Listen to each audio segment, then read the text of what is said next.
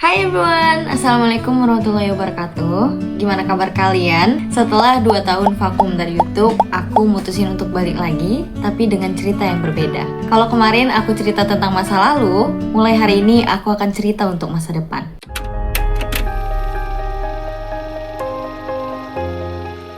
Pernah nggak sih kamu bingung mau nulis apa untuk esai di beasiswa? Atau kamu udah nulis panjang lebar tapi merasa nggak pede dari esai yang udah kamu tulis? Padahal esai adalah salah satu penentu apakah kamu akan lanjut ke tahap berikutnya atau enggak dalam seleksi.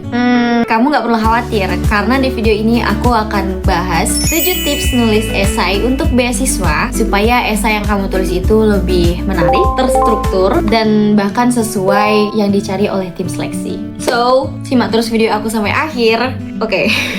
Tips number 1, kamu harus pahami tujuan esai kamu. Kesalahan pertama yang sering dilakukan adalah menganggap esai adalah tempat untuk kita menceritakan perjalanan hidup kita. Padahal tujuan esai itu ada 3. Yang pertama, siapa diri kamu. Yang kedua, apa yang udah kamu lakukan. Dan yang ketiga, apa kontribusi yang akan kamu berikan kalau misalnya udah dapat beasiswa tersebut. Jadi fokusnya itu bukan hanya sekedar cerita, tapi gimana pengalaman kamu itu dapat membentuk diri kamu melalui esai. Tips number 2, baca pertanyaan esai dengan teliti. Jadi saran dari aku jangan langsung nulis paragraf, tapi kita harus mencari kata kuncinya. Kata kunci dari pertanyaan atau tema yang udah diberikan. Tapi kalau kita bicara esai beasiswa, pertanyaan besarnya itu menyangkut di prestasi, kontribusi, rencana kamu di masa depan, dan motivasi kamu. Tips number 3, gunakan struktur yang jelas dalam menulis esai. Strukturnya itu ada pendahuluan, isi, dan penutup. Yang pertama, pendahuluan. Kalau kamu ingin esai kamu menarik, bukalah pendahuluan dengan hook. Jadi hook itu adalah paragraf atau kutipan pembuka yang tujuannya itu bukan hanya sekedar buat esai kamu lebih menarik, tapi buat pembaca atau reviewer lebih penasaran terus baca esai kamu sampai selesai. Hook itu nggak harus dramatis ya,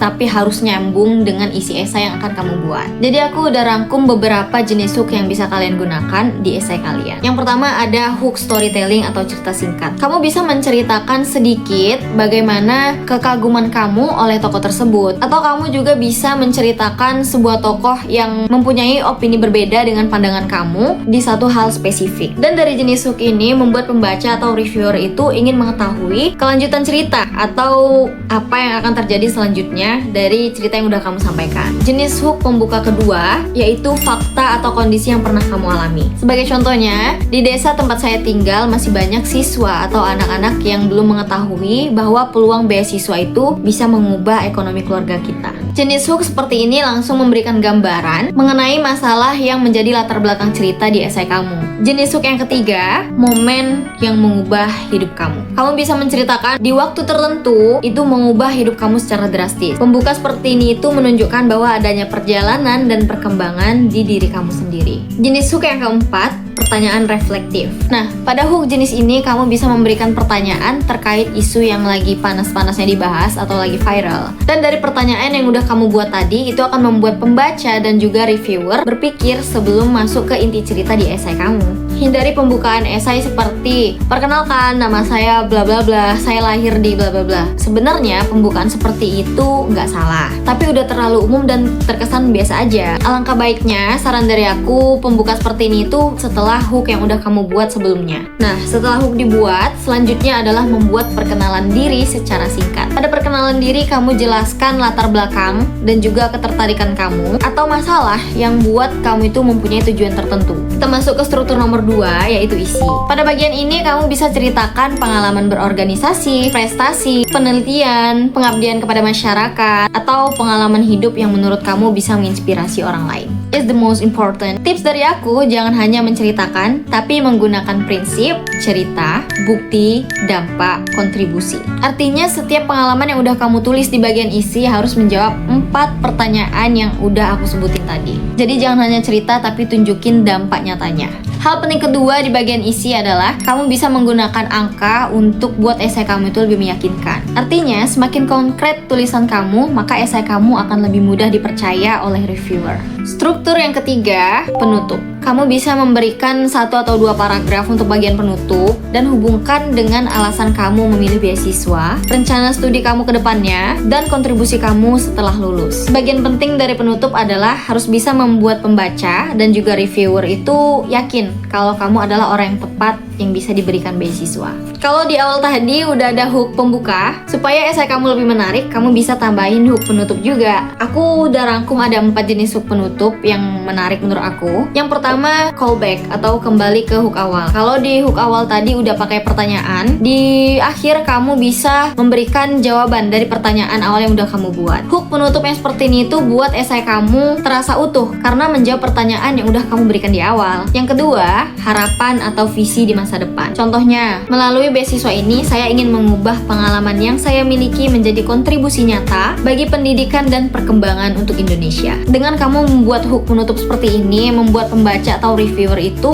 tahu kalau kamu itu punya tujuan yang jelas. Yang ketiga, pesan yang menginspirasi. Pesan yang menginspirasi ini bisa diambil dari pengalaman momentum dalam hidup kamu. Contoh, ke depan saya tidak hanya ingin menjadi lulusan pertama dalam keluarga, tetapi juga menjadi seseorang yang bisa menginisiasi bagi mereka yang termakan canggihnya teknologi seperti saya dulu. Dengan penutup seperti itu, menggambarkan adanya pesan optimis dan juga penuh makna dalam esai kamu. Yang 4, menurut aku ini adalah jenis hook yang paling banyak digunakan, yaitu quote atau filosofi. Dengan penutup seperti itu memberikan kesan dan juga nilai yang mendalam, yang sejalan dengan isi esai kamu dan menunjukkan prinsip hidup kamu. Tips number 4, ceritakan proses dan bukan hasil. Sebenarnya, tim seleksi itu ingin melihat bagaimana kamu berkembang dari apa yang udah kamu sampaikan. Dari susunan struktur yang udah jelas tadi, yang menjadi penting adalah bagaimana cara kamu mengatasi masalah yang sedang kamu hadapi. Tips number 5, hubungkan esai kamu dengan tujuan di masa depan. Ini adalah bagian yang terhubung dengan struktur penutup tadi. Jadi jangan hanya berhenti pada kalimat saya ingin melanjutkan pendidikan di, tapi jelaskan dengan 4 tips dari aku. Pertama, kamu ingin jadi apa? Kedua, masalah apa yang ingin diselesaikan di masa depan? Ketiga,